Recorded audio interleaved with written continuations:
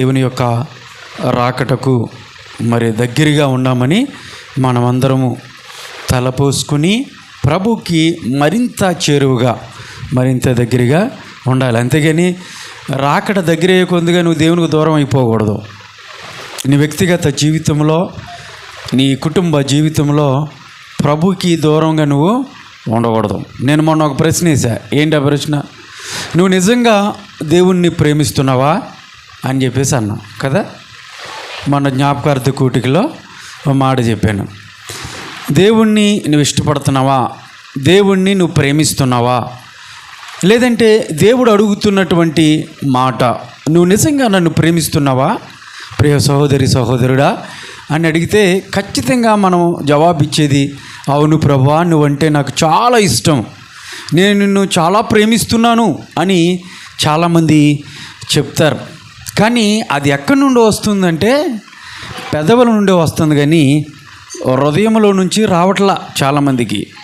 అందుకనే ప్రభువుల వారు ఆ ప్రశ్న వేయటానికి గల కారణం, నువ్వు నిజంగా నన్ను ప్రేమిస్తున్నావా అంటే అవును ప్రభా నేను నిన్ను ప్రేమిస్తున్నాను అని అన్నటువంటి వాళ్ళు ఖచ్చితంగా దేవుడు అంటా ఉన్నాడు, నువ్వు నన్ను ప్రేమిస్తే నీ భార్యను నువ్వు ప్రేమించాలి, నీ భర్తను నువ్వు ప్రేమించాలి, లేదంటే నీ భార్యను నువ్వు క్షమించగలగాలి, నీ భర్తను నువ్వు క్షమించగలగాలి, నీ ఇతరులను నువ్వు ప్రేమించగలగాలి, నీ సహోదరులను నువ్వు ప్రేమించగలగాలి.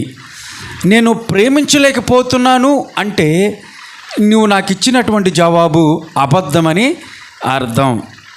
నువ్వు నన్ను ప్రేమిస్తున్నావా అంటే నువ్వు సమాధానం చెప్పావు కదా, yes I love you my lord అని చెప్పేసి అన్నావు కదా, అది అబద్ధం.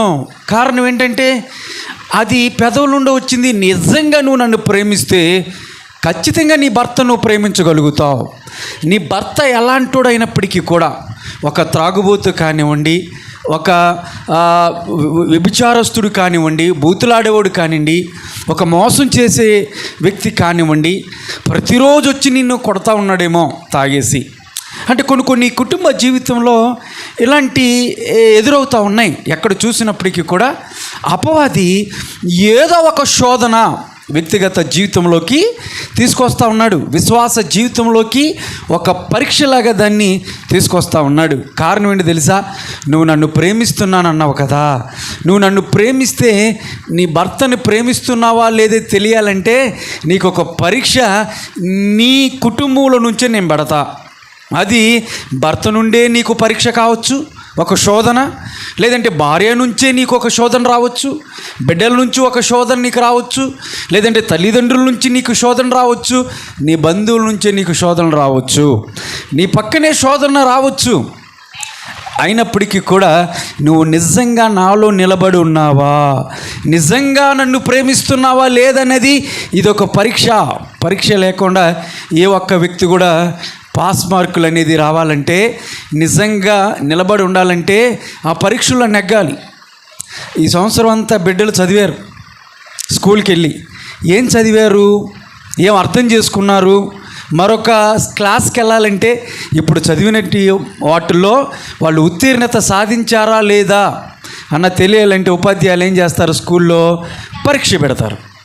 ఆ పరీక్షలో వాళ్ళు పాస్ అయితేనే కదా, వీడు బాగా చదివాడు, వీడికి ఇన్ని మార్కులు వచ్చినాయి, 100కి 100 మార్కులు వచ్చినాయి, వీడు ఫస్ట్ క్లాస్ అని చెప్పేసి అన్నట్టుగానే దేవుడు కూడా నీ భక్తి జీవితాన్ని ఆయన పరీక్షించటానికి గాను ఒక శోధన అనేది అలౌ చేస్తాడు. అన్నీ బాగుంటే ఎవరైనా సరే అన్నిలైనా కానీ అబ్బా అందరం ప్రేమిస్తున్నానండి అంటారు కదా, ఈజీగా చెప్తారు.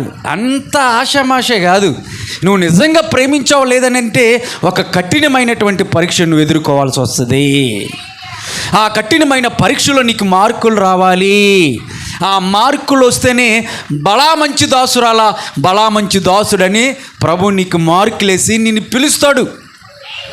ఆ పరీక్షలో నువ్వు ఓడిపోయి అమ్మో నా భర్తను నేను ప్రేమించనండి, ఎంత దుర్మార్గుడు తెలుసా, ఆయన ఏం చేస్తున్నాడు మీకేం తెలుసు పాస్టర్ గారు, బాధ భరించేది నేను, సమస్య నాది, ప్రతికూల పరిస్థితి నాది, మీకేం తెలుసు, అప్పుడప్పుడు వచ్చి మైకి పట్టుకునే మాటలు మాట్లాడతారు అని చెప్పావంటే దాని అర్థం ఏంటి తెలుసా?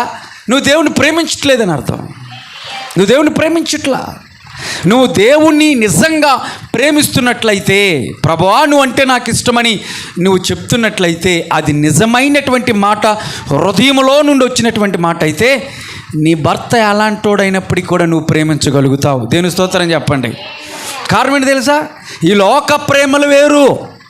ఈ లోక ప్రేమలు ఏవో ఆశించి, ఇదిగో నీవు ఇది చేస్తే నాకు నిన్ను నేను ప్రేమిస్తా, ఇది నువ్వు నాకు కొనిస్తే నేను నిన్ను ప్రేమిస్తా అంటే, ఒక నెక్లెస్ తీసుకొస్తే అబ్బా మా ఆయన ఎంత మంచోడో అంటారు.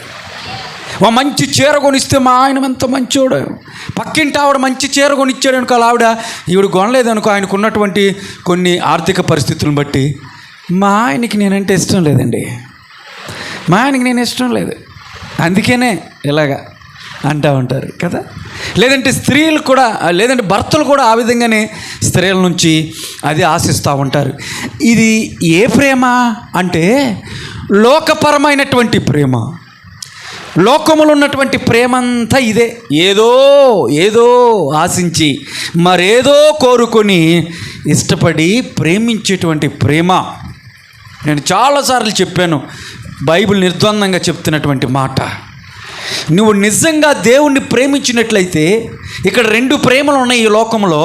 దేవుని ప్రేమ వేరు, లోక ప్రేమ వేరు. లోక ప్రేమ బదులు ఆశిస్తుంది, దేవుని ప్రేమ బదులు ఆశించినటువంటి ప్రేమ.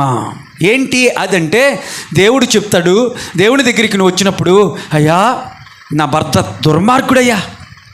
దుర్మార్గుడయ్యా మా భర్త అంటే, దేవుడు ఏం చెప్తాడు తెలుసా? దుర్మార్గత ఎలా ఉంటుందో నాకు తెలుసు, లేదంటే అవమానం ఎలా ఉంటుందో తెలుసు, నింద ఎలా ఉంటుందో తెలుసు. కారణం ఏంటంటే, నీకేం తెలుసు ప్రభు అంటే, ప్రభు అంటాడు అవన్నీ నేను అనుభవించాగా అంటాడు. వాటన్నిటిని నేను అనుభవించాగా, నేను పొందాను కదా, మరి నేను ప్రేమించలేదా? ప్రేమించమని చెప్పినటువంటి దేవుడు, క్షమించమని చెప్పినటువంటి దేవుడు క్షమించాడా? లేదంటే అది క్రియారూపంలో సిలువ పైన ఆయన పలికినటువంటి మాటను మనం సాదృశ్యంగా తీసుకోవచ్చు. బహుశా సిలువ మీద అన్ని బాధలు, అవమానాలు అవన్నీ కూడా అనుభవిస్తూ ప్రభు వీళ్ళందరూ నాశనం అయిపోవాలి, నన్ను ఈ విధంగా చేశారని ఒక్క మాట పలికితే, ఆయన బ్రతుకున్నంత కాలం ప్రేమించండి అని చెప్పినటువంటి మాటకి అర్థం లేదు ప్రియ సోదరి సోదరుడు. చెప్పాడు, చేసి చూపించాడు. మన జీవితంలో ఎవరైనా ప్రేమిస్తున్నామంటే అందరూ కూడా ప్రేమిస్తున్నామంటారు, కానీ అది క్రియారూపంలో ఉండాలా? మీకు అర్థమవుతుందా? క్రియారూపంలో ఉండాలి. కష్టమే. నిన్ను దూషిస్తున్నటువంటి వ్యక్తిని ప్రేమించడం కష్టమే. నీ శత్రువును కూడా ప్రేమించమన్నాడు దేవుడు, కష్టమే. అయినప్పటికి కూడా నువ్వు ప్రేమించాలి. కష్టం కాబట్టి దేవుడు చెప్తున్నాడు. అంత ఆశామాష అయితే అందరూ చేస్తారు లేదా? పరీక్షలో ఒక ఉద్యోగం ఉంది, మంచి ఉద్యోగం, ఒక కలెక్టర్ అనుకుందాం, మంచి జిల్లా అధికారి. ఆ పొజిషన్ నీకు రావాలంటే ఎంత కాంపిటీషన్ ఉంటుంది, ఎంతమంది అప్పీల్ చేస్తారు. కొన్ని లక్షల్లో ఉద్యోగానికి అప్పీల్ చేస్తారు, అప్లై చేస్తారు. రాత పరీక్ష ఉంటుంది, 2 పరీక్షలు రాయాలి, ఇంటర్వ్యూ ఉంటుంది.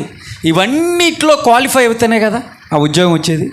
మరి నువ్వు పరలోక రాజ్యంలోకి వెళ్ళాలంటే ఆషామాషిగా నీ ఇష్టానుసారంగా బ్రతికేసి, ప్రభువా నన్ను పరలోక రాజ్యంలోకి ఎలా చేయమంటే చేస్తాడా? చేయడు. టఫ్ సిచ్యువేషన్ నువ్వు ఎదుర్కోవాలి. ఈ లోకంలో టఫ్ సిచ్యువేషన్ చాలా కష్టమే. అది దేవుడు చేయమన్న పని చేయటం చాలా కష్టమే. ఎందుకంటే నిన్ను కొడుతున్నటువంటి వారిని నువ్వు ప్రేమించమంటే నువ్వు ఎలా ప్రేమిస్తావు? మానవుడికి అసాధ్యమే. కానీ దేవుడు అంటున్నాడు, నువ్వు ప్రేమించాల్సిందే. నువ్వు నన్ను ప్రేమిస్తున్నావు అన్నావుగా, అయితే నువ్వు భర్తను ప్రేమించు. నీ భర్త కొడుతున్నాడా? అయినా పర్వాలా. తిడుతున్నాడా? అయినా పర్వాలా. ఇంకేమో చేస్తున్నాడా? అయినా పర్వాలా. నువ్వు ప్రేమించాల్సిందే. నీ భార్య అలాంటిది అయినప్పటికీ కూడా నువ్వు ప్రేమించాల్సిందే. ప్రేమ బైబిల్ అంతా కలిపి వడగడితే చెప్పే ఒక జవాబు ఏంటి తెలుసా? వచ్చే సారం ఏంటి తెలుసా? పిండితే ప్రేమ. దేవుని స్తోత్రం కలుగును గాక. ప్రేమ గురించే దేవుడు చెప్తున్నాడు. ప్రేమించాడు కాబట్టి ఆయన ఈ లోకానికి వచ్చి ఏ మంచి లేనటువంటి, నువ్వు మంచిదానవా, నేను మంచోడినా? ఎవరు మంచోళ్ళు లేరు ఇక్కడ. బైబిల్ నిర్ద్వందంగా చెప్తుంది అందరూ పాపం చేశారని. అయినప్పటికీ కూడా నీ గురించి నా గురించి మనందరి కొరకు ఆయన ఈ లోకానికి వచ్చి మరణించాడు కదా. ఆయనకి మించినటువంటి ప్రేమ అనేది ఆయన మరి క్షమించాడు కదా. నువ్వెందుకు క్షమించలేకపోతున్నావు? మరి ఇన్నాళ్ళు ఏం నేర్చుకుంటున్నావు? ఏం భక్తి నువ్వు ప్రదర్శిస్తున్నావు? జాగ్రత్త. ఇదే భక్తిని గనక నువ్వు ప్రదర్శిస్తూ నేను మంచి ప్రార్థన చేస్తున్నా, మంచి ప్రార్థనా పరురాల్ని, మంచి విశ్వాసురాల్ని అనుకుంటున్నావంటే నిన్ను నువ్వు పాడు చేసుకుంటున్నావని అర్థం. నిన్ను నాశనానికి తీసుకెళ్తున్నావని అర్థం. నీ గొయ్యి నువ్వు దోవుకుంటున్నావని అర్థం. పచ్చి భాషలో చెప్పాలంటే నువ్వు అనుకుంటున్నావు అంతే, నా భక్తి గొప్పది, నేను పర్ఫెక్ట్గా ఉన్నా, ఇతరులు పర్ఫెక్ట్గా లేదు అనుకుంటున్నావు. కానీ వాళ్ళని కూడా అడిగితే అదే జవాబు చెబుతారు తెలుసా. వాళ్ళు కూడా ఏమంటారు తెలుసా, మేము మంచోళ్ళం, వాళ్ళే మంచోళ్ళు కాదు అనుకుంటారు. అందుకని బైబిల్ చెప్తుంది మార్పు అనేది మొదట నీ నుండే రావాలా. నీ కుటుంబంలో మార్పు రావాలంటే అఫ్కోర్స్ నీ భర్త అలాంటోడే, నీ భర్త మోసగాడే, నీ భర్త దుర్మార్గుడే. కానీ నీ భక్తి ఎలా ఉందో నువ్వు పరీక్షించుకోవాలంటే మార్పు అనేది ఎప్పటికప్పుడు నా భర్త మారాలా, నా అత్తమామలు మారాలా, నా తల్లిదండ్రులు మారాలని నువ్వు అంటున్నావు. కానీ మొట్టమొదటిసారిగా మార్పు నీలో నుంచే ప్రారంభించబడాలా.